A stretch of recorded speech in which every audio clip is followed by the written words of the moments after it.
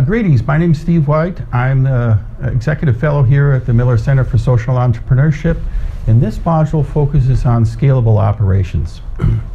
So the first section is going to be planning and management of your enterprise. And what we've tried to do is help you understand the approach to planning and management tools that will help you be more effective. So the goal of this section is to actually walk through that bit by bit.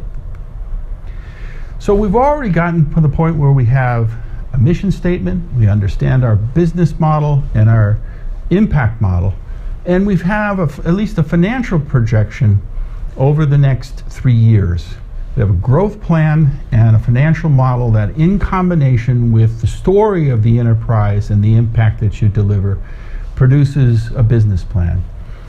We also are going to be focused on creating what we call a justifiable ask, but that's in a future module, so let me skip that for the time being and jump down to an operating plan. So that is typically for the next 12 months. So what is your focus going to be in terms of developing your channel, of doing customer acquisition? What is your manpower plan of developing your team and adding new members to the team? Do you have strategic initiatives to help you reach new customers or produce new products or services? What's the total budget? And then finally, what kind of funding are you going to need? And we'll be able to take those key elements, those 6 key elements, convert those into what we think of as key performance indicators. Those are things that we're able to monitor on a regular basis and then give you a format that you might want to try in managing your organization through an operations review of those key performance indicators. So the business plan is the strategy document that shows where your company is going to go over the next 3 to 5 years. It's used internally for planning and externally for fundraising. Varying levels of detail depending upon the audience you're communicating to, but consistency. The same message goes to your internal consumers as it does to your external consumers. An operating plan then translates the business plan into clear actions with desired outcomes, who the owners of those are, what are the resources that are required, and what's the timeline that it takes to be able to get there.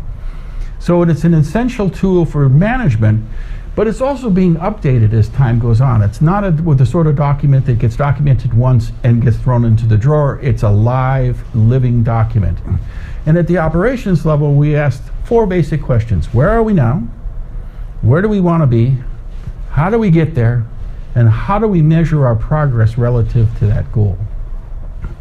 An operations plan should be prepared by the people who are actually involved in the implementation. That makes sure that they understand it and there's a buy-in for the plan itself.